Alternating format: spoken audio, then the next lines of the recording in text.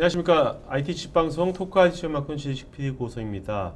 오늘은 보안은 사람이다. 공격자의 관점에서 보안을 논하다. 라는 주제로 NSHC의 최병규 부사장님 또 문혜원 팀장님 모셨습니다. 안녕하세요. 안녕하세요. 네네.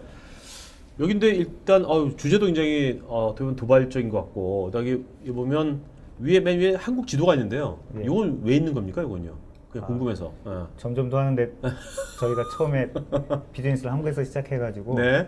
오케이. 한국에서 일반적인 그 한국의 시골에 있는 산에서 시작을 했었어요. 네네네. 그다음에 저희가 가장 비즈니스를 많이 했던 모바일, 지금 저희가 현재 해서 네. 모바일 시큐리티 네. 국내 넘버원 혹은 뭐 아시아 세계 넘버원으로 네네. 진행을 했다가 네. 저 빨간색으로 지금 점점 더 저희 산업을 네네. 점점 더 키워나가는 저기 전형적으로 오늘 얘기하려고 하는 오펜시브 리서치라고 하는 네. 뭔가 새로운 정보를 찾고 네. 사전에 예방할 수 있는 정말 보안에서 가장 중요한 카테고리를 얘기하고 네.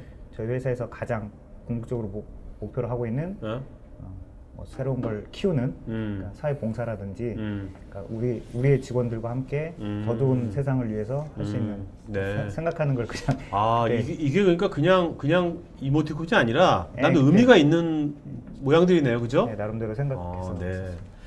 자, 그런데 지금까지 한 번도 여쭤보신 분이 없어서 저는 그래? 만들 되게 신경 썼었는데 네네. 3년 만에 첫 질문 그래요? 받았어요. 갑자기 질문 받으니까 야. 진행자로서 약간 뿌듯합니다. 네, 처음 질문 받았어요. 좋아요. 네, 그런 거 좀 나름대로. 좋아하거든요, 저는. 자, 근데 여기 보면 공격자의 관점에서 보안을 논하다. 네. 이게 어떤 의미입니까, 이게요? 오늘 같이 한번 논의하고 이야기하고 싶은 것들이 음. 지금 오펜시브 리서치라고 하는 네.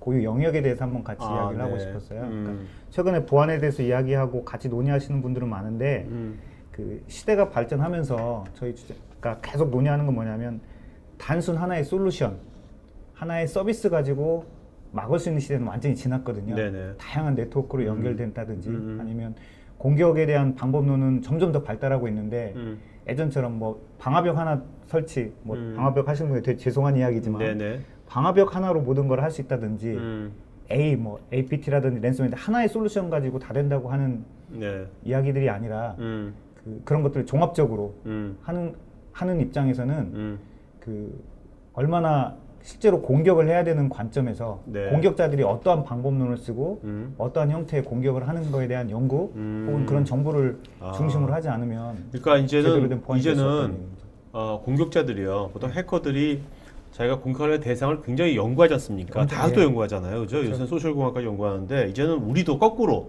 이제 우리도 공격하는 사람들을 그 사람들을 연구하자는 거죠. 그렇죠. 그런 의미도 있는 거네요. 오펜시브 리서치가. 그죠? 네. 자, 그러면 먼저 최근에 일어났던 몇 가지 굵직굵직한 사건들 한번 보면서 한번 요즘 트렌드랄까? 패턴 한번 보도록 하죠. 예. 네. 자, 먼저 이게 어떻게냐면 이게 올해 5월 달에 발생한 거죠, 국내에서.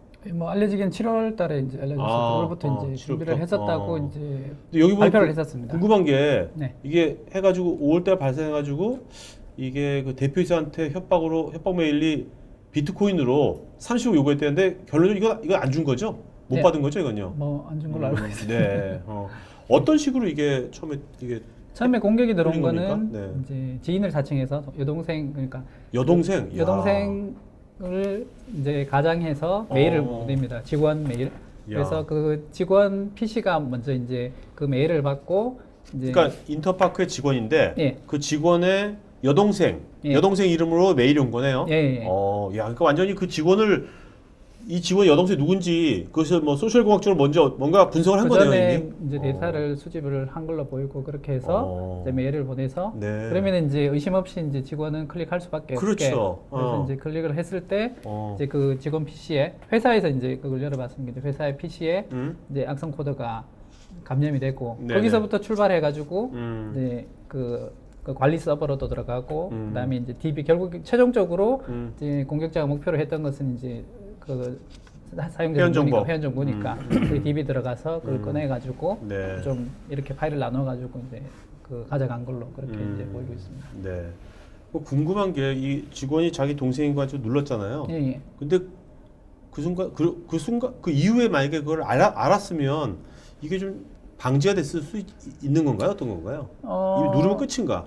아니요. 알 수도 있겠죠. 네. 그러니까 그게 이제 클릭을 하면은 프로그램이 설치가 되고 그 프로그램이 돌아야 되니까 만약에 알았다면은 뭐 조치를 취할 수도 있을 텐데 네. 실제 이제 공격을 할 때 뭐 클릭을 했을 때 특별한 뭐 일들이 이제 자각을 하기가 힘드니까 네네네. 예, 좀 뭐 그랬었던 것 같습니다. 네.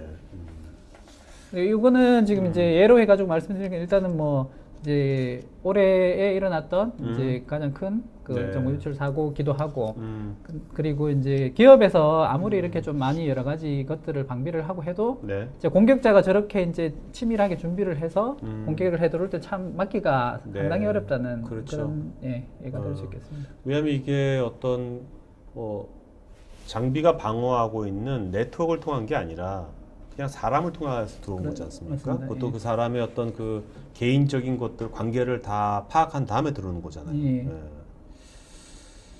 자, 요거는 어느 회사? 이것도 국내 사례죠. 예, 국내 네. 사례고 이제 대기업들이 이제 음. 북한으로 보이는 공격에서 이제 정보들이 많이 그 빠져나가고 했던 부분들이 있었는데 네. 그 이제 여기에서 조금 특징은 저기 이제 보시면 기업 PC 관리 시스템이라 되어 있는데 네. 저런 이제 기업에서 그 PC를 관리하거나 네. 관리하기 위한 어떤 그 관리 시스템을 이용해 가지고 오히려 이제 이거 역으로 많이 여기서 쓰고 있지 않습니까? 기업들에서 굉장히 있죠. 많이 쓰고 네, 있는 그렇죠. 프로그램이고 뭐 예 그래서 이제 뭐 금융 쪽에서도 많이 쓰고 네. 그런 프로그램 통해서 근데 이제 저런 공격이 이제 굉장히 위험한 거는 만약에 저런 관리 시스템이 취약점이 있어서 이제 공격자가 그 관리 시스템에 대한 권한을 가질 수 있으면 저런 이제 관리 시스템들은 일반적으로 이제 권한이 높고 기능들이 그렇죠. 많이 있습니다. 그렇죠. 그 중에 이제 어떤 기능이 있냐면 예를 들면은 이제 파일을 PC로 보내가지고 설치를 하게 하는 뭐 이런 기능들도 네네네. 보통은 이제 가지고 있거든요. 그러면은 저 공격자가 만약에 저런 시스템을 권한을 이제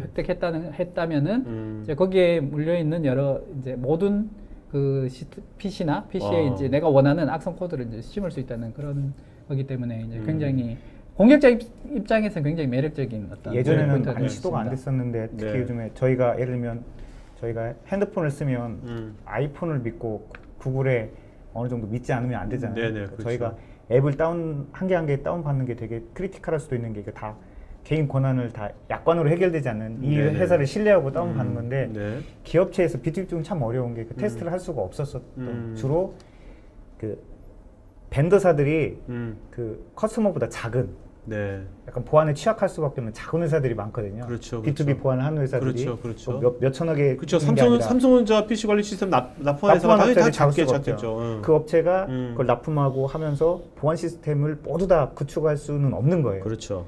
그런 빈틈들을 이용해서 그러니까 예를 들면 어. 우리 회사가 삼성전자가 우리 회사만 보안을 잘해서 하는 게 아니라 이게 네트워크로 연결되기 때문에 네네. 그 수많은 유지 관리를 해야 되는 네네네. 업체들 아. 우리 다 막물리를 댈 수는 없기 그러니까 때문에 기업체에 쓰고 있는 모든 솔루션들이요. 예. 그런 것들도 어떻게 이거지 자동적으로 패치가 돼야 될 거 아닙니까, 예. 그죠? 그럴 때 이제 이 기업의 그 회사 본사의 것이 취약하다면 보안이 예. 그 패치 서버를 뚫어가지고 그렇죠. 이걸 감염시킬 수도 있는 거죠. 네. 그런 그리고 공격들도 많이 있습니다. 그리고 또 하나는 예를 들면 A라는 회사가 국내에서 A라는 뭐 보안 연결되는 솔루션 1위 납품업체다. 그럼 네네네. 보통 고객사가 500개, 1000개 되는 한 번에 500개를 그렇네요. 동시에 트라이를 해볼 그렇네요. 수가 있는 쪽이기 때문에 야, 그러니까 우리가 일반적으로 알고 있기에는요, 뭐 아도비라든지, 예. 뭐 익스플로러라든지, MS 익스플로러라든지 이런 것만 뭐 감염시켜가지고 뭔가 그 익스플로러 킥 같은 걸 하는 게 아니라 예. 우리가 모든 잘 모르 업체들. 일반적인 기업 솔루션들, 예. 일반 기업 솔루션들을 이런 식으로 이제는 해커들이 노리고 있다는 얘기네요. 공격자들이 이제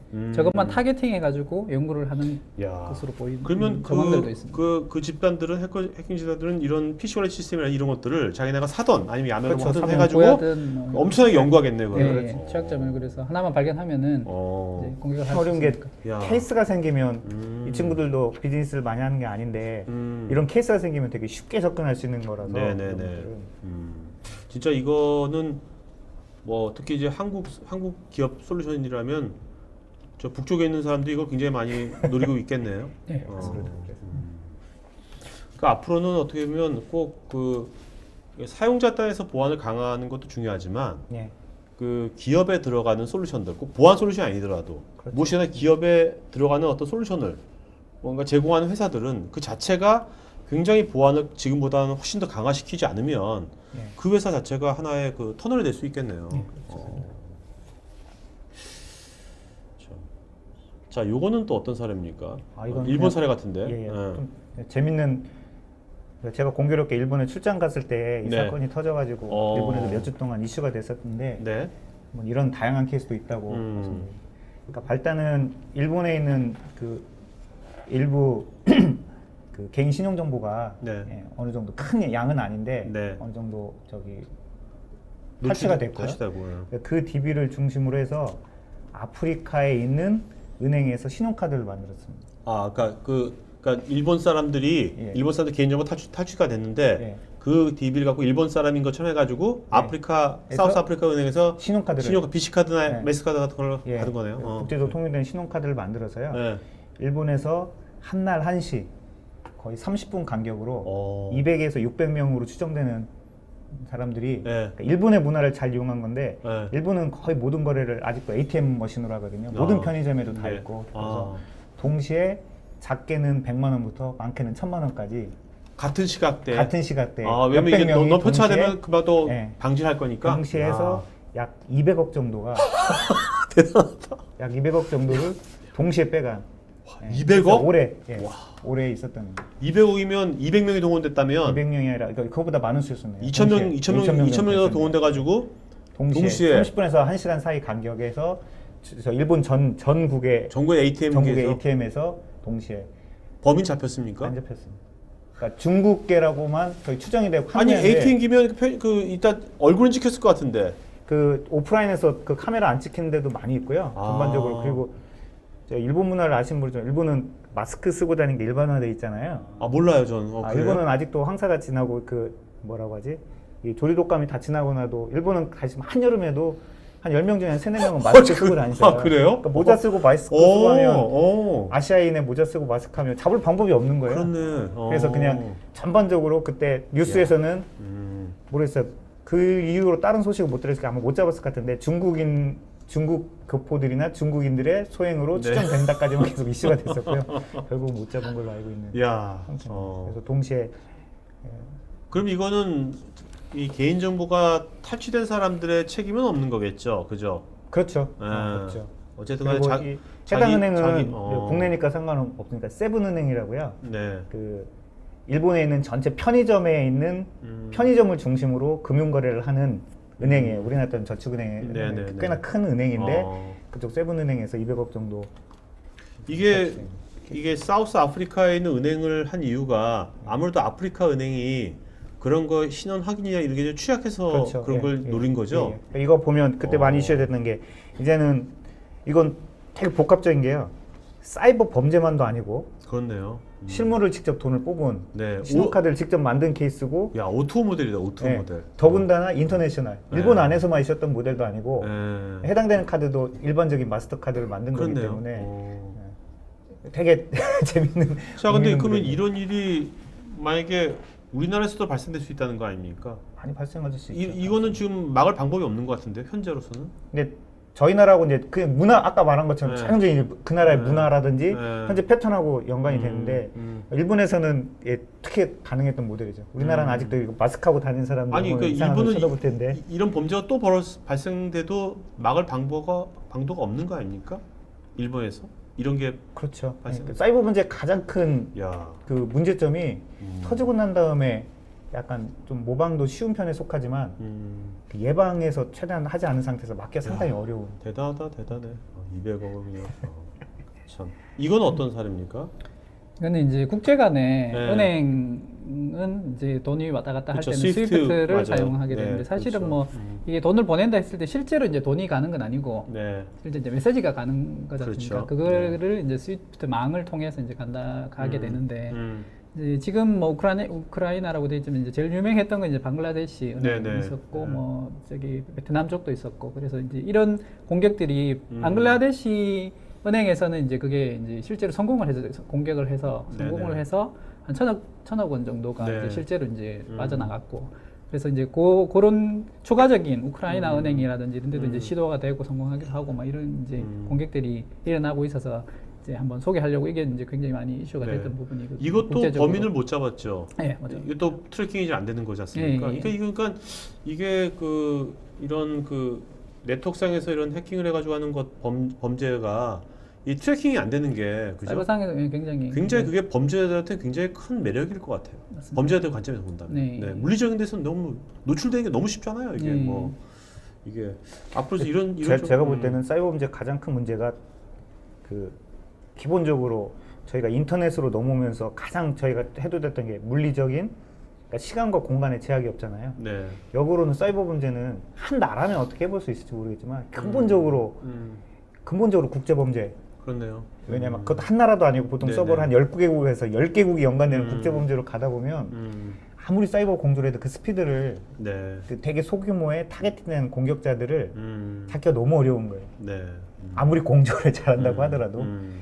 예, 그런 면에서 저희 근본부터가 좀 전혀 다른 패러다임으로 하지 않은 상황에서는 잡기가 상당히 어려워요. 이제 말씀 들어보니까 앞으로는 우리가 이제 이렇게 물리적인 환경에서의 범죄들을 보면 요새 굉장히 지문이라든지 예. 그런 프로파일링을 굉장히 잘하지 않습니까? 기술이 올라갔잖아요. 그래서 이제 금방 파악하는데 이 사이버에서 이제는 뭔가 어디서 뭔가 이런 것이 벌어지면 그 사람을 추적하는 뭐 지금 형태는 쉽지 않겠지만 뭔가 기술이 발달해가지고 그 사람을 어쨌든 쉽게 추적하는 어느 장소 어디 지점이든지 뭔가 그런 기술도 굉장히 앞으로 그렇죠. 올라갈 많이 것 같아요. 사이버 쪽에서 가장 각광받고 있는 게 지금 딱 말씀하신 뭐 프로파일링을 어떻게 네네네네. 해내면서 그러니까요. 그거에 대해 네. 하는데 지금 여기서 약간 벗어난 얘기긴 하지만 그 미국에서 지금 스타트업 순위가 있어요. 네. 사람들이 다 하는데 1위 스타트업에서 그 유니콘을 넘어가지고 데카콘 네. 그 레벨로 가는 게 1위가 우버고요.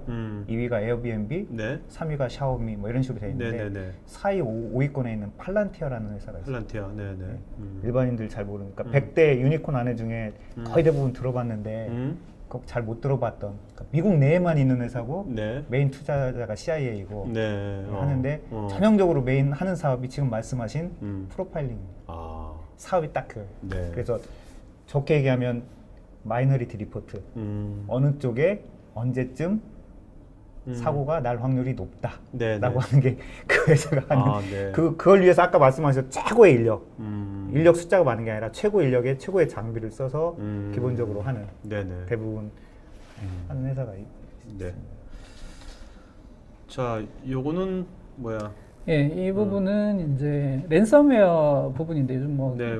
많이 돼서 모든 그리고 그렇죠. 이제 저희 쪽에서 이제 요즘 많이 관심 가지고 있는 게 스카다 쪽 관심을 가지고 있어서 자, 일단 스카다가 뭔지 좀 설명해 주세요. 아 이게 이제 사회 기반망, 예를 네네. 들면 뭐 철도, 뭐 발전소 이런 거에 사용되고 있는 폐쇄망에서 네네. 이제 그 시스템이죠. 이제 그런 그 데이터를 취합하고 네네. 관리해주는 이제 시스템인데 그러니까 사회 중요한 인프라망이네요. 인프라망에 대한 네네. 이제 네트워크라고 따로 되어 있는 이제 폐쇄망이라고 보시면 되겠고 음. 거기에도 이제 여러 가지 해킹의 위협들이 있고 음. 이제 뭐 물론 인터넷과 단절이 돼 있긴 하지만은 여러 가지 이제 공격들이 위험이 있는데 아, 그러니까 망분리가 돼도 불구하고 그렇게 예. 해킹이 여러 가지 뭐 위험이 이제 있다는 겁니까? 시나리오들이 네. 있고 그런 부분들 저희가 이제 또 많이 연구하고 있거든요. 네네네. 근데 요거는 좀 재밌는 얘기인 것 같아서 이제 랜섬웨어가 보통은 이제 PC를 뭐 이제 그렇죠. 개인을 공격하는데 그렇죠. 이건 이제 그런 기반 시설을 공격한 아마 이제 최초의 아마 랜섬웨어인 것 같아서 이게 6월 달인가 네. 미국에서 미국 BWL이라는 회사에서 이제 이런 거를 공격을 받아서 근데 이제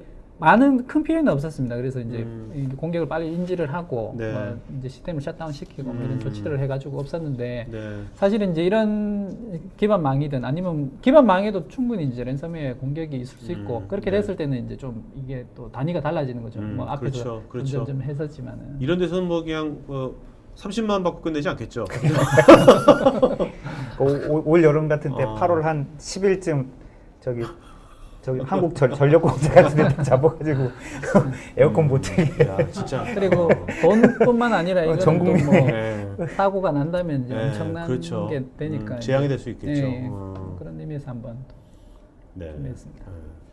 그러니까 이게 망분리가 됐다 그래가지고 이런 걸로 또 위험하지 뭐 않다는 것이 아니다라는 하나의 증빙이네요. 그죠? 그렇죠. 네. 자, 여기 갑자기 100대 95 여기 무슨 의미하는 겁니까? 네. 오늘 좀 말씀 같이 나누고 싶었던 얘기 중에 네네. 그 모든 분들이 지금 보안 얘기를 많이 하시는데 거의 대다수의 분들이 보안이 어느 정도 되냐 막을 수 있냐라고 할 때 100을 놓고 산정을 하세요. 네. 그런데 100% 막을 수 있는 보안은 단연코 없습니다. 절대로 네네. 불가능하고요. 오케이. 그래서 저희가 일단 그럼 95, 아, 95% 막을 수 있는 방법론은 상당히 많이 있습니다. 네네. 95% 막을 수 있는 솔루션도 되게 많이 있고요. 네네. 그런 상태에서 지금 보통 보안이라고 하시는 분들이 우리는 잘 막을 수 있다고 하면 95% 막을 수 있다고 많이 생각을 해주시면 될 것 같아요. 그 네. 정도만 해도 엄청난 오케이. 거기 때문에. 나머지 5는 어떻게 합니까? 그래서 이제 저희가 오늘 얘기하는 게 그 5%를 얘기하고 하는데 95%는 솔루션 네. 혹은 시스템 네네. 혹은 회사 내부의 프로세스를 가지고 막는 게 맞고요. 네. 이 5%는 결국은 지금 같은 경우에 사람이 같이 연구하면서 만들 수밖에 없지 않을까 생각이 네. 들어서 그런 얘기를 했었던 거고 95%도 안 된 상태에서 5%를 먼저 하는 건 맞지 않다고 생각이 듭니다. 네네. 그래서 중소기업이라든지 네. 네. 회사 규모가 작은 데들은 그 회사의 여력에 맞게 95%를 먼저 하셔야 하고. 되고 네네. 대기업 네. 혹은 국가기관 음. 그다음에 은행 금융권 이런 쪽들은 그 5%에 대한 투자가 95% 훨씬 더 많아질 때가 많거든요. 네네. 그리고 실제로 그 아까 말한 그 공격자들은 그 5%를 파고들기 위해서 들어오기 때문에 네네. 그런데 이제 최근에 한 그 95%의 그 사이사이 틈새들도 너무 많아져가지고 이게 네트워크로 연결되다 보니까 네네. 너무 많아져서 아. 정말 생각도 못했던 방법론이 많이 생기고 있고요. 그래서 그 95%는 하나의 솔루션이 아니라 여러 개의 솔루션이 연결됐을 때 여러 가지 서비스가 연결될 때 사이사이 네네. 유기적으로 그다음에 나머지 5%를 어떻게 막을까 대한 연구들이 지속적으로 네. 돼야 되고 그 5%를 관심 갖는 사람들이 소위 말하는 이렇게 공격자가 됐든 뭔가 방어적인 성격을 가지는 해커라고 보시면 맞을 것 같아요. 예전에. 나쁜 해커가 되고 화이트 해커가 되고 네, 거죠? 화이트 해커가 됐든 네네네. 그래 하고 그래서 그런 영역이 오펜시브 리서치라는 예, 영역입니까? 그래서 네. 이런 그 공격자적인 관점에서 보안이라든지 공격자적인 관점에서 연구를 한다든지 정보를 지속적으로 모으는 걸 오펜시브 리서치라는 이거는 이 용어는 그 NSC 만든 겁니까? 원래 제너럴한 용어입니까? 이거? 일반적으로 있는 아, 예, 그래요? 많이 있고 보통 저희가 해커라고 용어를 많이 하는데 엄밀히 따지면 해커라는 용어는 비즈니스적으로는 없는 용어라고 보시는 게 맞고요. 네. 해커나 크래커 자체가 그렇게 네. 좋은 의미는 아니기 때문에 네네. 일반적인 문학적인 용어라고 보시면 될 것 같고요. 엄밀히 따지면 오펜시브 리서처가 맞는 것 같습니다. 네네. 공격자적인 관점에서 오케이. 해당되는 걸 한 오펜시브 리서처. 자, 그래서 뭐 이런 쪽에서 연구하는 분야가 악성 코드, 뭐 취약점 이런 쪽입니까? 그렇죠. 악성 코드는 그 공격하는 사람들이 만들어내는 말이에요. 악성 코드이기 때문에 해당되는 악성 코드에 대한 걸 분석하고 여러 가지 그 쉽게 말하면 도구를 이렇게 분석하는 거고요. 네네. 취약점은 해당되는 기관이라든지 그 사이사이에 대해서 취약점을 찾는. 혹시 이제 여기 모르신 분들인데 제로데이라는 얘기가 많이 나오는데 네. 제로데이는 그 벤더사라든지 아니면 공표되지 않은 그러니까 알 수도 있지만 네. 실제로 모른다고 가정되어 있는 수많은 취약점들 그렇죠. 제로데이라고 하고요. 원데이는 이제 알려져 있는. 음. 근데 생각보다도 원데이에서도 사고가 많이 나는 것 네, 같습니다. 알겠습니다. 패치를 잘 안 하니까. 자, 그럼 실제로 그러면 그 NSC에서 오펜시브 리서치를 지금 그 어떤 분야를 하는 겁니까? 좀 더 구체적으로 얘기해 준다면. 저희 쪽에서 이제 오펜시브 리서치라고 하면 거의 대부분 비슷하고요. 그래서 기본적으로 아까 말씀드렸던 것처럼 다양한 정보 제공이라든지 네. 기본적으로 그 이슈라든지 이런 네. 최근에 있었던 공격적인 관점에 대한 이슈들을 지속적으로 제공해드리는 이런 그 사이버 인텔리전스라는 카테고리가 하나가 있을 수 있고요. 네네. 그 다음에 보통 아무래도 아직은 초창기이기 때문에 트레이닝이 많이 있습니다. 트레이닝이라든지 교육 카테고리가 많이 있고 네. 해당되는 트레이닝을 어떻게 할지 그리고 해당되는 뭐 일종의 예방주사가 되겠죠. 네. 아까 말한 왜냐하면 대책이 솔루션을 납품하기 전에 전반적으로 진단을 한다든지 취약점에 대한 분석을 한다든지 네네. 이런 것들을 다양하게 할 수 있는 취약점 분석이라든지 이런 프로젝트들이 네. 같이 있겠죠. 그래서 제일 앞쪽에 있는 정보 제공은 아무래도 하다 보니까 제가 볼 때는 악성 코드 관련되는 내용들이 아무래도 많고요. 네. 아니면 최근에 유행했던 아까 말한 공격 툴, 방어 툴 이런 것들에 대한 분석도 필요하니까 한번 유행했던 공격 툴이 나라를 돌아가면서 계속 유행처럼 네. 그 친구들도 보는 게 비슷하기 때문에 그렇죠. 지금 그러니까 화이트 해커랑 블랙 해커가 보는 게 사실 사이트도 유사하고 거의 같다고 보면 되거든요. 네. 관점이 차이가 그렇죠. 나지만 사실 뭐 경찰도요. 네. 어떻게 보면 조폭 같아요. 그렇잖아요. 그렇죠. 정보가 거의 같다고 보면 되기 네네. 때문에 네. 지금 유행하는 툴들이 트렌드를 잘 계속하면 그래서 아까 그런 회사들이 프로파일링이 가능한 게 이게 이쪽에서도 아마 유행이 어느 정도는 그게 100% 막을 수는 없지만 그래도 네네. 상당한 영향을 있고 아무래도 3개월 후에는 랜섬웨어라고 하더라도 이런 공격 툴이 이쪽에서 유행하기 때문에 우리나라 같이 최근에 정보가 이 정도로 리크드 돼 있으면 이런 형태의 공격이 쉽게 들어올 수 있을 거다라고 하는 네네. 것들은 충분히 예측이 가능하겠죠.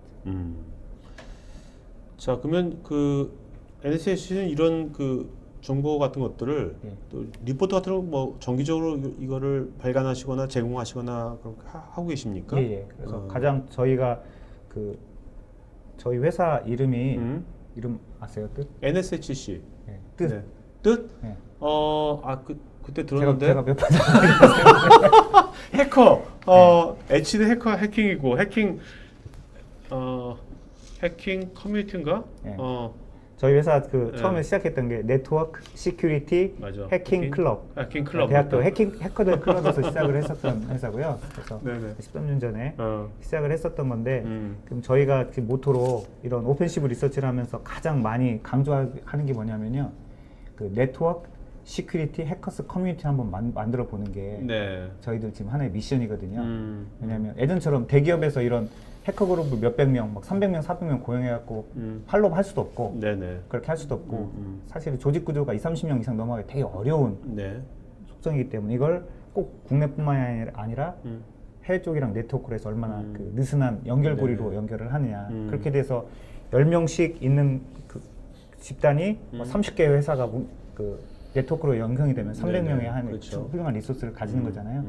이걸 지금 많이 작업을 하고 있고요. 음. 그 기반이 되기 위해서는 뭘 해야 되냐를 했을 때 그대로 회사 이름 써서 네트워크, 시큐리티, 해커스, 컨텐츠. 컨텐츠. 그래서 지금 저희처럼 하면서 프로젝트는 많이 하는데 컨텐츠 강조하는 회사가 그렇게 많지 않아요. 그래서 네네.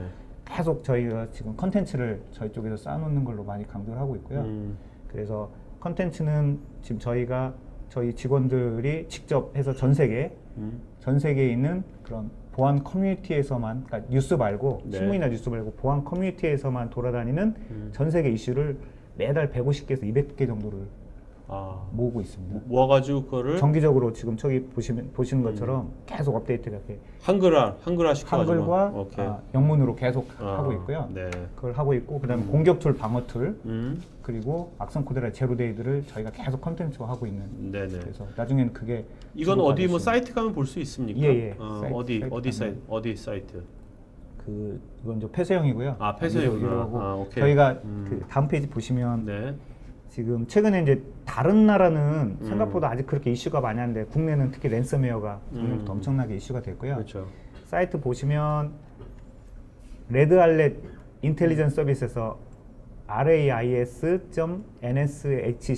rais.nshc.net/랜섬웨어 하시면 네. 랜섬웨어는 저희가 오픈을 네네. 하고 있습니다. 이게 똑같은 케이스예요. 지금 뭐 여기서도 방송 여러 번 하셨는데 네. 솔루션 하신 분은 랜섬웨어 우리가 한 방에 해결한다 뭐 이런 거 많이 있으시잖아요. 네네네. 저희 철학은 불가능. 네네.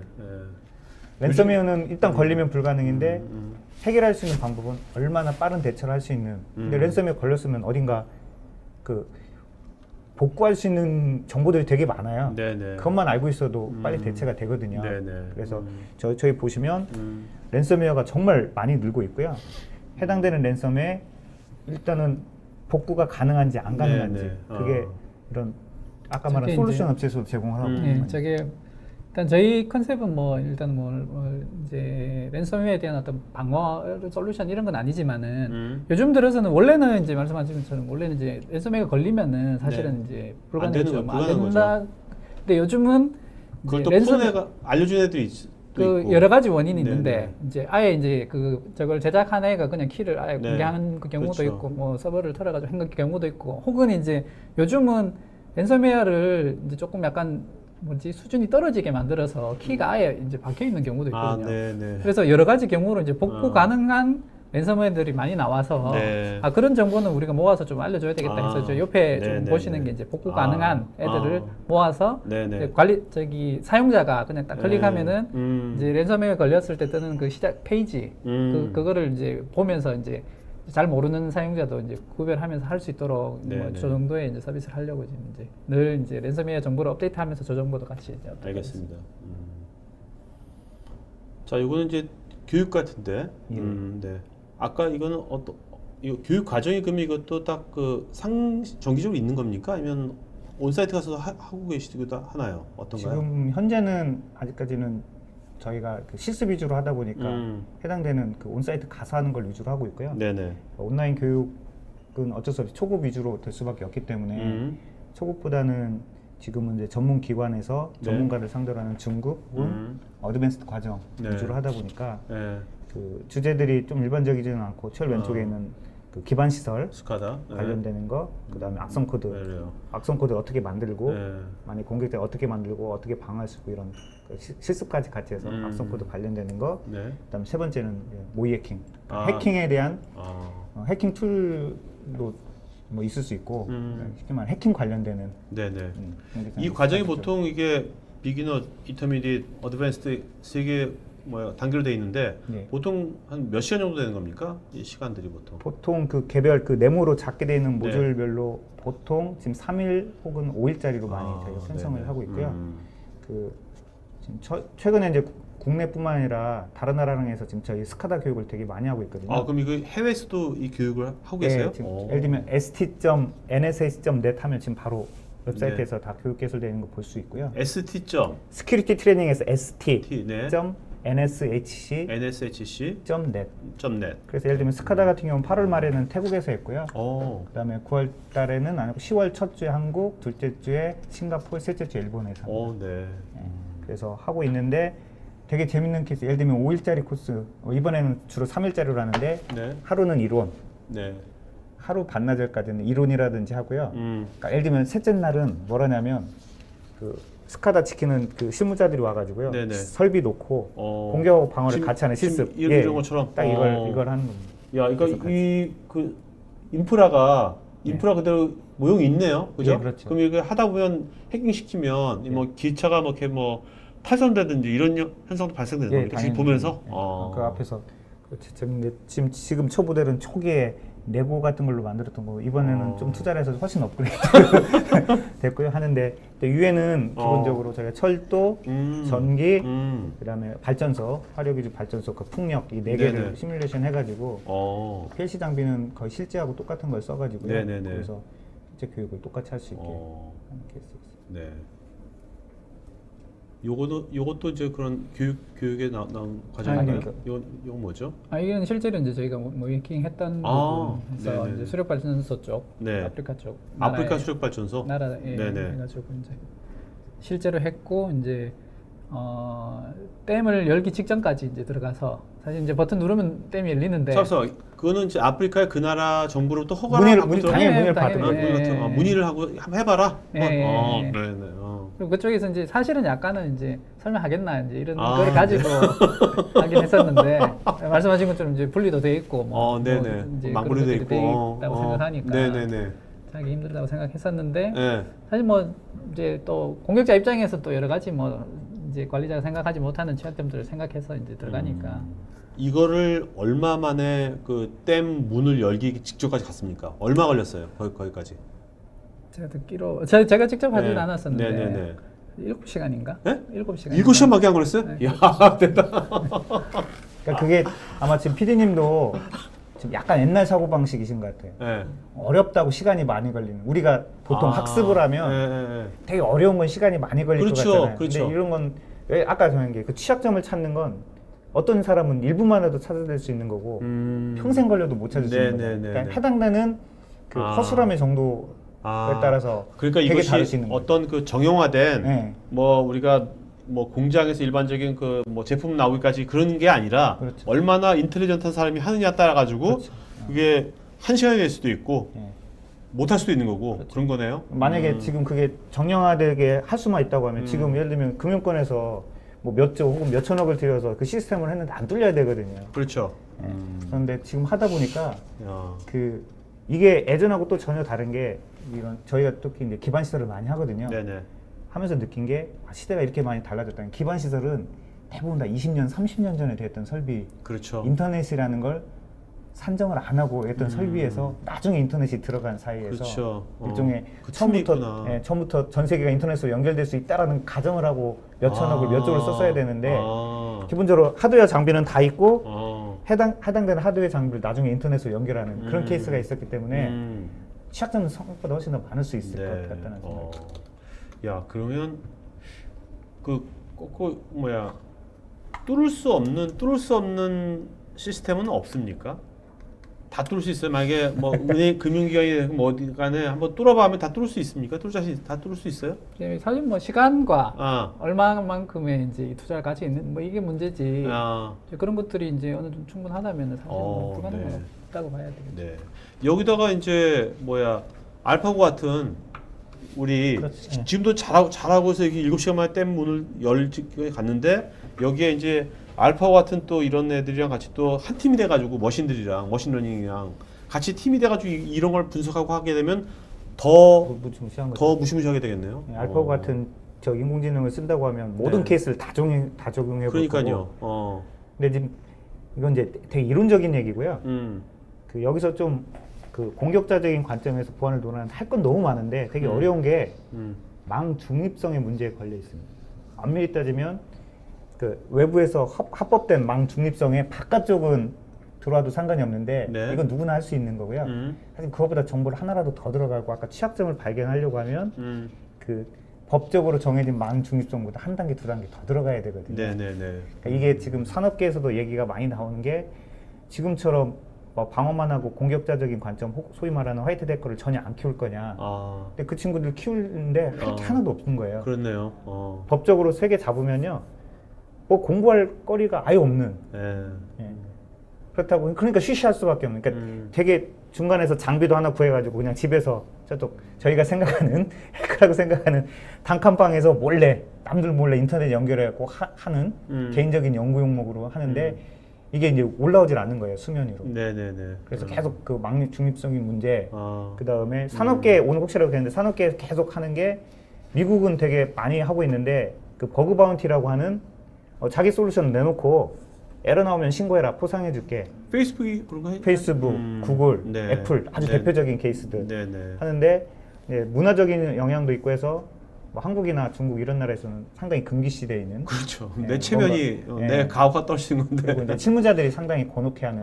네. 실무자들이 어떤 식으로든 대책 세우기 되게 쉬운 문제는 아니고요. 그래서 제가 하는 게 그 아까 말씀드린 뚫을 수 없는 게 없냐, 되게 거의 대부분 뚫을 수 있고 허점도 되게 많은데 실제 그 연구를 한다든지 네. 뭔가 합법적인 연구가 돼서 네. 그 보안 대책을 마련했는데 이 루트가 지금 전혀 뚫려 있는 그렇네요. 상태입니다. 공론화하기도 쉽지도 않고. 그래서 계속 정부 쪽도 얘기하고 키사 같은 데도 최근에 계속 노력을 많이 하고 계시는데 쉽지 않은 문제. 자, 그러면 이제 어쨌든 지금 어떤 이슈를 제기하시는 거 아니지 않습니까? 오늘 그죠? 예. 네. 그러면 그런 것들을 물론 이제 부장님께서 뭐 우리가 정부의 뭐 보안을 총괄하시는 이제 뭐 그런 수장도 아니시지만 그래도 만약에 어떻게 해야 될까요? 그러면 이것을 이제 일단 정부에서는 아니면 이게 꼭 우리나라만 잘한다고 될 것도 아닌 것 같고 아까 일본 사례 보더라도 네. 어떻게 해야 될까요? 이제 어떻게? 네. 어떻게 해야 될까? 공격자 이제 비즈니스 공격자에 갇혀서 어떻게 하는 게 가장 그러니까 그거를 지금 이렇게 이런 뭐 법 규제라든지 이것 때문에 안 돼 그런 생각하지 말고 만약 그런 거 다 없앨 수만 있다면 이렇게 하면 좋겠다 하는 거 뭐 없습니까? 지금의 어떤 제약상을 다 생각하지 말고요. 이렇게 하면 좋겠다. 이렇게 하면 정말 우리 정말 방어하는 입장에서 굉장히 좋겠다 하는 게 있다면 어떤 거가 있을까요? 제가 볼 때는 일단 기업에서는 첫 시작점을 그 모든 프로젝트가 하면 IP 기획을 먼저 하고 컨설팅을 먼저 하잖아요. 네. 근데 보안에서는 그게 거꾸로 돼 있어요. 거의 99%가 솔루션부터 찾습니다. 네. 그게 해결이 안 되면 왜냐면 시대가 네트워크로 연결되고 너무 많이 바뀐 상태에서 그 접근 방법이 예전처럼 그냥 A라는 솔루션, 왜냐하면 아무래도 이게 그 네거티브 팔레시가 아니라서 특히 우리나라 그런 경향도 있는데 네. 지금 랜섬웨어가 이슈되면 딱 랜섬웨어 솔루션만 찾으시고요. 네네네. 사회적 이슈로 APT가 이슈가 어디가 뚫렸다고 하면 이제 보안하는 저희 같은 경우에는 뚫리는 거 좋아하죠. 네. 근데 그 뚫린다고 해서 이게 전반적으로 이 산업계가 뭐 제대로 올라가는 게 아니라 그러니까 A라는 사고가 터지면 A라는 사고 방어용 솔루션만 찾는 건데요. 네네. 점점 더 어려워지는 거예요. 이렇게 장비가 하나 더 생기고 아까 말한 외부로 연결된 루트가 하나 더 생기고. 그렇네요. 솔루션이 아니라 그 제가 생각하는 건 그 제대로 된 컨설팅이 수반이 돼야 하는 건데 그 컨설팅 중에 지금 우리나라도 컨설팅 되게 많이 받고 있죠. 근데 컨설팅의 대부분도 솔루션하고 똑같은 어프로치입니다. 네. 나라에서 ISMS라는 인증을 받으라고 하면 네. ISMS 인증에서 체크해가지고 아. 우리는 받았다라는 게 아니라 네. 정말 현실적으로 제대로 된 보안 컨설팅은 많이 필요하다고 보고요. 그 종합적인 대책을 하는데 무조건 공격자적인 관점뿐만이 아니라 전반적인 포션이 적어도 30%에서 20%는 항상 그 공격적인 관점 포션을 같이 두고 네. 회사의 전체적인 방향을 정해야 될 것 같고 그런 면에서는 내부적인 인력으로 키우기는 상당히 어려운 현실적으로 네네. 어려운 면이 있어서 이거는 일정 정도는 전문 아웃소싱 지속적으로 계속 서비스 형태이기 때문에 계속 네네. 바뀌기 때문에 네. 지속적으로 그러니까 설계가 제대로 된다든지 방어에 대한 전략을 없는 상태에서 그냥 무조건 솔루션만 해서는 네. 해결이 되기 어렵지 않을까. 네. 근데 이제 아웃소싱 말씀하셨지만 외부의 그 전문 집단이라고 하시지만 그 전문 집단에 또 이제 기업 입장에서 보면 쟤네들 믿을 만한가? 쟤들 때문에 또 뚫리는 거 아니라 네, 또 그렇죠. 굉장히 또 의구심도 있을 수 있어요, 그죠? 예, 예. 네. 자 그러면 일단 우리 이제 Q&A 시간 갖기 전에요. 예. NSHC가 진짜 믿을 수 있는 회사인지, 예. 그 우리 회사는 뭐 믿을 수 있다. 뭐 증거랄까? 그런 뭐 얘기 한두 가지만 말씀하시고 이제 Q&A 시간 갖도록 하죠. 네. 우리 회사 정말 믿을 수 있는 회사입니다. 네. 갑자기 홍보를 하시라니까. 일단은 방금 말씀하신 대로 제가 여러 번 계속 강조를 하고 한데 일반 컨설팅이 아니라 어떤 회사의 시스템 내부를 깊숙하게 들어가야 될 케이스들이 되게 많이 있어서 네. 더군다나 크리티컬한 정보를 많이 다뤄야 하기 때문에 그런 면은 분명히 있고요. 믿을 수 있느냐 아니냐는 고객분들이 다 판단에 맡겨야 되겠죠. 아니 그건 너무나 무책임한 말이고 저기 뭐야 뭘 판단에 맡겨. 일단은 국내에서 레퍼런스가 뭐 어디가 있다든지 뭐 이런 일을 해줘야지. 여기 지금 저기 국내에서는 아까 여러 가지 믿는 게 단순 프로젝트가 아니라 네. 눈에 보이는 컨텐츠라든지 실제 사이버 관련되는 트레이닝까지 같이 하는 거의 유일한 회사라고 네. 보시면 될 것 같고요. 네네네. 대표적인 레퍼런스는 저희가 정보 제공이라든지 이런 쪽은 지금 국내에서 지금 금융권보다도 국내에서 보안하고 관련되는 우리나라 국가기관은 전부 저희가 지금 정보 제공을 하고 있는 네네. 상태고요. 오케이. 그다음 회사는 지금 단순히 이제 새롭게 생겨서 1년, 2년이 아니라 벌써 14년 14년 동안 꾸준히. 그러면 아까 뭐 모바일 보안 쪽 어떤 쪽에서 지금 넘버원이라는 겁니까? 지금 저희 쪽에서 크게 회사는 모바일 보안과 네. 지금 오늘 말씀드렸던 오펜시브 리서치 중심의 사이버 시큐리티를 하고 있는 회사고요. 네. 모바일은 저희가 금융권에서 네. 지금 금융권에서 가장 크게 4개 카테고리를 하는데 네. 그걸 전부 다 지금 일일을 다투고 있는 그래서 네. 키보드 입력 보안, 그다음에 백신. 혹시 지금 국내에서 무엇 페이라고 하는 쪽에는 다 저희 솔루션이 들어가 있고요. 그러니까 혹시 삼성페이 딱 하면 순간적으로 삼성페이 구동할 때 주의 깊게 보시면요. 위나 아래에서 드로이드 X라는 글씨가 살짝 딱 올라갈 겁니다. 그게 지금 다 네. 저희 거라고 하고 있어요. 그러니까 뭔가 우리 일반인들이 예. NSCC의 뭔가 그 솔루션을 뭔가 쓰고 있는 거네요. 그렇죠. 지금 저희가 국내 은행권에서 지금 180곳이기 때문에 그렇게 따지면 핸드폰을 쓰시는 분 중에는 뭐든지 저희 거 하나는 어딘가에 쓰고 계실 것 그러니까 같습니다. 그렇게 말씀하셔야지. 여러분의 그렇게 맡기겠습니다. 그거 얼마나 무책임한 말이야. 이분들이 그걸 조사하란 말이야, 뭐란 말이야. 이렇게 말씀하셔야지. 네, 자, 이제 Q&A 시간 갖도록 하죠. 예. 네네네. 질문자 여러분 한 분 이름을 적어주세요. 이따가 발표해 주세요. 알겠죠? 예, 질문자. 알겠습니다. 네네네. 네. 자, 홍성호님, 로그 분석 및 빅데이터 활용 등으로 해커의 동향이나 공격 방향 같은 것을 사전 예측하고 싶은데 기관이 아닌 일반 기업에서도 할 수 있을까요?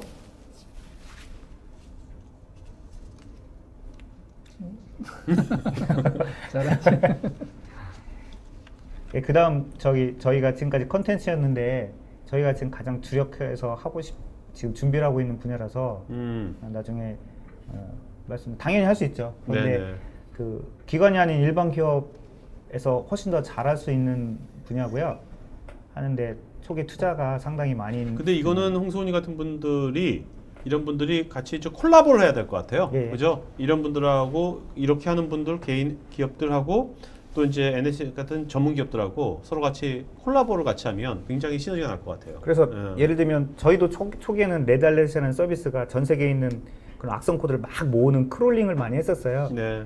근데 크롤링 하는 것만 해도 너무 많은 투자에 대해서 지치잖아요. 그래서 저희가 전략을 바꿔서 아까 말씀드린 크롤링만 포기. 그래서 아이씨. 전 세계적으로 아니면 국내에서도 이 크롤링이라는 데이터를 너무 잘하는 데 있고 지금 보니까 그 다음 단계가 없어서 우리가 한 말에서 그 다음 단계를 하자. 그래서 크롤링된 데이터를 어떻게 보여주고 아이씨. 어떻게 리포트로 만들고 해서 네. 저희는 철저하게 리포트 중심으로 네. 한 단계를 오케이. 했었던 케이스. 자, 그 다음에 이석주님, 벤더사별로 기술력도 다르고 보안을 다룬 솔루션도 다른데 비슷한 솔루션을 보면 가격을 많이 따져서 구매를 하는데 주로 어떤 측면에서 고려를 해야 할까요? 뭐 이거는 사실은 이제 원론적인 답변밖에 안 될 네. 것 같은데 제일 네네. 중요한 거는 사실 이제 그 자기 시스템이 이제 보안을 했을 때 그 이제 컨설팅이 필요한 이유가 우리 회사를 잘 알아야지. 그리고 네. 우리 회사에서 또 보호하려는 자산이 뭔지를 잘 정리를 해야지 이제 할 수 있으니까. 네. 그리고 사실은 고전에 이제 컨설팅이 들어간 다음에 이 중에서 과연 이제 어느 부분이 약한 부분인가 그 약한 거를 이제 우리 네네. 그거는 또 회사마다 다 다를 수 있으니까 그 부분을 방어할 수 있는 솔루션을 이제 찾아서 해야 될 거고 사실은 이제 그렇게 봤을 때는 이제 벤더 이걸 보는 게 아니라 우리한테 이제 맞는 솔루션이 뭔지 가격보다는 이게 되게 이제 원론적인 답변이겠지만 그게 이제 맞는 것 같습니다. 알겠습니다. 예. 자, 여러분 지금 설문조사 하고 있으니까요. 설문조사 응해주시면 저희가 더 좋은 방송 만드는데 반영하도록 하겠습니다. 자, 류성민님, 우리나라 보안업체 수준 및 해외 업체에 비해서 우리나라 보안업체들이 해외 업체에 비해서 얼마나 경쟁력이 있으며 만약 보안 솔루션을 구매한다면 어떤 표준 규약을 따르는 게 좋을까요? 일단 우리나라 보안업체 수준들이 어떻습니까? 이건 근데 여러분들 오늘 이 두 분의 말씀은요 정답이 아니라 이분들의 관점인 겁니다. 예. 저희 톡카티는 관점을 얘기하는 거지 저희가 정답을 얘기하는 게 아니기 때문에 여러분들 판단 여러분들 하시는 겁니다. 솔직하게 진솔한 관점을 끄집어내는 것이 저희 지식방송의 목적이니까요. 네, 편하게 말씀하시죠. 여기서 해외 업체라고 해서 하는데 그 미국 업체, 그러니까 특히 보안 쪽은 주로 이스라엘의 원천 기술을 쓴 미국 업체가 네. 일차적으로 아주 많고요. 이런 그 업체들은 정말 잘 만듭니다. 네. 그만큼 엄청나게 비싸겠죠. 네네. 그리고 보면 그 다음에 중국 업체는 이 보안은 워낙 그 중국이란 나라가 보안에 대해서 워낙 많은 실험을 했기 때문에 중국에서 좀 괜찮은 회사들은 참 수준이 높은 것 같아요. 솔루션 레벨이 되든 컨설팅 레벨이 되든. 그리고 그 두 개 나라를 제외한 상황에서는 한국이 압도적으로 잘하는 것 같습니다. 네. 이건 제가 좀 자신 있게 말할 수 있는 게 지금 저희가 지난 3년 동안 해외 진출하면서 수많이 이렇게 부딪히고 다니잖아요. 일단 예를 들면 여러 가지 있는데 요즘 해외로 많이 나가는 중동 같은 경우에는 네. 보안 업체가 아예 없어요. 네네. IT 개발하는 회사가 아예 없습니다. 근데 거기에 그 수많은 기반 시설을 어떻게 할 거냐. 그런데 예를 들면 미국 기술을 쓸 수가 없습니다. 그렇죠. 이스라엘 기술 쓸 수 없는 금기 건- 시대죠. 그렇죠. 그럼 중국 것도 안 써요. 중국도 내수 시장이 많기 때문에 해외로 안 나가요. 그러니까 아. 완전히 무증공산인데 나갈 수 있는 회사가 없습니다. 어. 사실 거기 중동까지 안 가도 갈라다리 많기 때문에 그럴 수도 네네. 있죠. 그리고 우리나라랑 근본적으로 많이 비교한 일본 같은 경우에는 아직도 아날로그적인 문화가 아주 심해서요.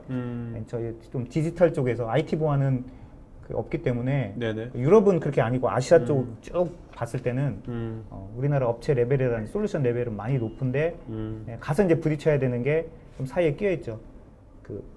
아예 적용을 안 하려고 하는 회사 혹은 브랜드를 찾는 쪽은 미국 제품이랑 어쩔 수 없이 부딪혀야 되기 때문에 네. 아까 말한 브랜드 쌓는 게 상당히 시간이 꾸준히만 하면 틀림없이 승산이 있을 것 같다는 생각이 듭니다. 정말 꾸준히 하는 것도 중요하지만 우리가 브랜드를 쌓는 것도 중요하겠네요. 예, 브랜드가 많이 중요해요. 알겠습니다.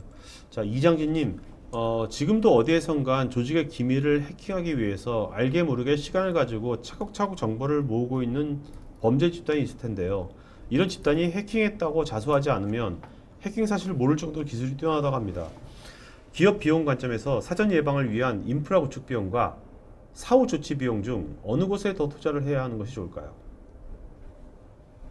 네. 예, 제 생각 뭐 사실은 이제 좋은 질문인 것 같고요. 예, 그 사전 인프라가 사실은 먼저긴 한데 지금 말씀하신 것처럼 이제 사후 조치에도 투자를 해야 된다. 이제 그거를 강조해줄 필요는 있을 것 같습니다. 네, 그래서 네. 사전 이제 인프라 구축을 한 다음에 사후도 왜 그러냐면 지금 말씀처럼 뭐 사실 기본적으로 이제 사고를 인지하는 게 평균이 네. 뭐 거의 뭐 200일인가 뭐 하여튼 거의 몇 개월이 넘어가고 사실은 그렇죠. 네. 그 평균이라는 게 또 이제 워낙 편차가 있을 테니까 네네. 모르는 경우도 굉장히 많을 것 같거든요. 근데 저런 이제 사고를 나오고 난 뒤에도 그걸 알아서 조치를 하는 게 그게 2차, 3차 피해를 막을 수 있고 훨씬 더 이제 그럴 수 있으니까 이제 사후 조치에도 투자를 해야 된다는 거에 이제 강조를 해야 되는 건 맞습니다. 네네. 자, 그다음에 김수열님, 모바일 랜섬웨어가 해외에서는 여러 사례가 나오고 있는데요. 국내 현황과 레드 얼럿 리포트에 포함되어 있는지 궁금합니다. 일단 레드 얼럿 리포트에는 아직까지 이제 포함되어 있지 않고 네. 그 모바일 랜섬웨어에 대해서는 아직까지 이제 그 리포트를 써야 할 만큼의 아직까지 많이 이제 성숙하지는 않은 것 같아서 네. 이제 일반 조금씩은 나오고 있지만 아직 PC에 비해서는 왜 그러냐면 이제 그 뭐라지 ROI 예, 그 뭐 아직까지 이제 PC가 워낙 뭐 할 게 많으니까 모바일까지 네네. 아직까지는 넘어가지 않은 단계인 것 같습니다. 네네. 이석주님, 간혹 내가 자주 쓰는 글이나 단어로 된 메일이 오는데 쿠키에서 노출된 건지요? 아님 자주 잘 가는 사이트에서 정보를 수집한 건지 궁금한데 이런 개인의 성향을 파악하는 툴이 있는 건지요? 네, 기업들이 보통 많이 쓰죠. 기업들이 쓴다고 알려주니까. 네. 많이 쓴다. 이런 네, 툴들이 많이 많이 씁니다. 있다. 네. 네. 저기 제가 엄청난 저기 대기업에 다니시는 분들은 IT 데스 매니지먼트 하면 저 하고 계시는 거 전부 다 어느 사이트에 들어갔는지 뭐 전부 다 알고 있다고 보는 게 맞고요. 네. 아까 저기 하는데 그 네. 팔런티에서 많이 이용하는 것 중에 그 네. 악성 코드를 분석해서 프로파일링 하는 게 하나가 있고요. 거기에 버금가게 많이 하는 게 소셜이에요. 네. 아. 소셜 사이트. 네. 왜냐하면 소셜 사이트 안에서 특히 알게 모르게 그 노하우만 하게 되면 뭐냐면 해커들이라는 그 집단들이 그 악성 코드라는 건 사실은 전문 용어잖아요. 네. 그거 말고도 네. 뭔가 자랑하고 싶은 자기들만의 아. 뭐 해가지고 어떻게든 소셜 안에서의 흐름도 엄청나게 아. 빅데이터로 모으고 그렇겠네요. 있는 그렇겠네요. 케이스가 있을 수 있습니다. 그러니까 해커도 사람이니까 그죠? 네, 그 사람이 네. 하는 거기 때문에 공격자들을 거꾸로 소셜 공학을 이용해서 우리가 접근할 수 있는 거죠. 그렇죠. 그걸 많이. 자, 이도현님, APT 및 랜섬웨어 등 보안을 잘 모르는 관리자 입장에선 좀 간편하고 UTM 장비처럼 하나의 장비로 모든 공격을 막고 싶은데 이것이 가능한 건지요? 아니면 비용이 들더라도 모든 툴 및 솔루션을 마련해야 하는지요? 이분은 자꾸 툴과 솔루션이 다 될 수 있다고 생각하는데 그건 아닌 거죠. 그죠? UTM 장비 갖고는 안 되고 당연히 그죠? 예. 아까 같이 툴과 솔루션이 못 막는 5%가 있다는 말씀이신 거죠. 그죠? 그것도 있고 해당되는. 툴을 하게 되면 그 툴을 관리하기엔 또 관리 폰드가 또 들어가기 때문에 네. 생각보다 이렇게 늘어나면 늘어날수록 들어올 수 있는 틈들은 더 네네. 많아지는 것 같아요. 자, 김도영님, 요즘 내부적으로 랜섬웨어 문제로 APT 장비를 도입하려고 하며 또한 IPS 및 원격 관제까지 고려 중에 있습니다. 현재 업체 컨택 및 비딩 중에 있고요. 장비만 도입하려고 했던 실무자로서 금일 웨비나를 통해 말씀을 들은즉 컨설팅이 우선인 듯 보이는데 컨설팅 이후 솔루션 장비를 구축을 하면 갭 차이가 발생할 듯 보이는데요. 이런 경우 어떻게 갭 차이를 줄여나가야 할지요?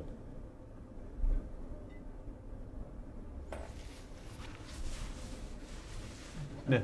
갭 차이가 네네. 뭘 갭 차이는데 좀 오해를 하셨는데 그 컨설팅이 메인일 수는 없고요. 네네. 예. 제가 컨설팅을 메인으로 썼는데 가장 지금 저희가 하는 게 보안 쪽이 그 시대가 급격하게 바뀌면서 약간의 좀 초기라고 보시는 게 맞고요. 패러다임 바뀐 상태 네네네. 초기인데 네. 저희가 말씀드린 건 뭐냐면 아까 문진님께서인데 그 IT 초기에 네. 가장 어려운 게 이런 고객이 가장 어렵다고 제가 외국에서 가장 첫 질문하는 게 이런 고객 하면 세일즈 때 바로 나오라고 했던 게 I don't know what I don't know. 네. 내가 뭘 모르는지 모르는 고객들이면 네네. 앞에 스펙 정하느라고 시간 다 네, 쓰니까 네네네. 제가 지금도 인상 있거든요. 세일즈 딱 첫 교육하는데 이런 고객이라고 딱 느끼면 바로 나오라고 하더라고요. 네. 그러니까 저희가 말씀드린 건 뭐냐면 보안은 일단 어차피 투자를 해야 되기 때문에 우선순위가 정해질 수밖에 없다는 거예요. 네네. 그래서 저희가 아까 했던 것들은 저희 같은 이제 공격자 관점도 있고 수비자적인 관점도 있는 분들이 와가지고 우선순위를 서로 같이 그러니까 전반적으로 종합 진단을 했을 때 지금 무조건 보안은 미래 얘기잖아요. 네. 무조건 지금 랜섬웨어보다는 너무 크리티컬한 게 있을 수 있기 때문에 네네. 다른 거라는 우선순위를 조절해 드릴 수 있는 거지. 가서 당신은 저기 APT 장비를 이 장비를 쓰십시오. 아니면 뭐 지금은 랜섬웨어가 유행이니까 이런 장비를 써야 됩니다라고 하는 게 아니라 네. 종합적으로 한번 쭉 봐야 되는. 네. 만약에 지금 저희랑 비슷한 공격자가 들어온다고 했을 때 아니면 전 세계에서 요즘 유행한 악성 코드를 쭉 뿌렸을 때 네. 지금 랜섬웨어가 아니라 전혀 다른 데에서 이쪽은 너무 취약한데 이거 취약한 건 그대로 뒀고 랜섬웨어에 계속 돈을 투자하는데 전혀 의미가 없잖아요. 네네. 네, 그런 개념이 있기 때문에 그런 말씀을 드리고 싶습니다. 알겠습니다. 자, 그 다음에 임승도님, 약한 부분은 누구나 쉽게 침입할 수 있으므로 대비책을 충분히 마련해 놓지만 견고하다 싶은 곳은 의외로 허점이 보입니다. 모든 곳에 균등하게 보안책을 마련할 수는 없습니다. 예, 이게 이제 그런 얘기인 것 같은데, 그러니까 저렇게 견고하다 싶다기보다는 이제 그 관리자가, 보안 관리자가 이제 조금 생각을 여기는 뭐 괜찮다라든지 이렇게 생각하는 곳에서 오히려 더 허점이 있을 수 있다. 그리고 그 이유는즉슨 또 그걸 노리기 때문이거든요. 공격자가. 네네. 그렇게 이제 조금 이제 관리가 잘 안 된다 싶어 보이는 곳을 노려서 또 공격을 하기 때문에 이제 거기 때문에 모든 곳에서 이제 균등하게 보안책을 마련한다기보다는 이제 이거는 뭐 약간 어떤 이제 자세, 보안 관리자의 자세에 대한 문제, 그런 부분들을 이제 좀 신경을 써서 해야 되고, 그거를 이제 그 기술, 이게 잘 모를 수가 있잖아요. 그렇기 때문에 이제 저희가 말씀드린 이제 컨설팅이라든지 이런 흐름이라든지, 공격자가 요즘 유행하는 공격이 있으면은 혹은 알려진 취약점이 있다든지 뭐 여러 가지 이제 상황들이 있는데, 그런 부분들이 아직 안 돼 있다라는 거를 관리자가 모를 수도 있으니까. 예를 들면은 그전에 얘기했던, 예를 들어서 이제 PC 관리 솔루션 우리가 이제 먼저 해킹이 된 거를 쓰고 있는데 그거는 모르고 있으면은 그거를 이제 조치를 안 하게 되잖아요. 그렇죠. 그런 것들은 이제 전문가가 이렇게 해줄 수 있는 부분이기 때문에 이제 그런 것들을 이제 컨설팅을 하면서 보완을 나갈 수 있을 것 같아요. 그러니까 전문가가, 그러니까 NSC라는 것은 이제 그 어떤 의뢰한 기업의 현재 이제 보안 현황을 일단은 현재를 현재 진단해 주시겠네요.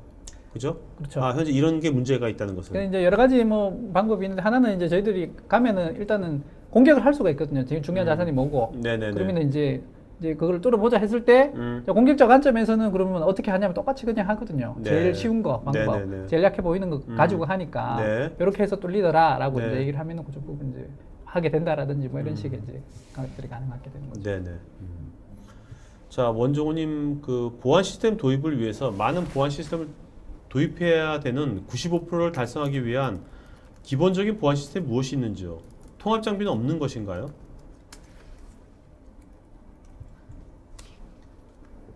아까 95%를 달성하기 위한 뭐 기본적인 보안 시스템이 무엇인지 일단 그걸 얘기해 달라고.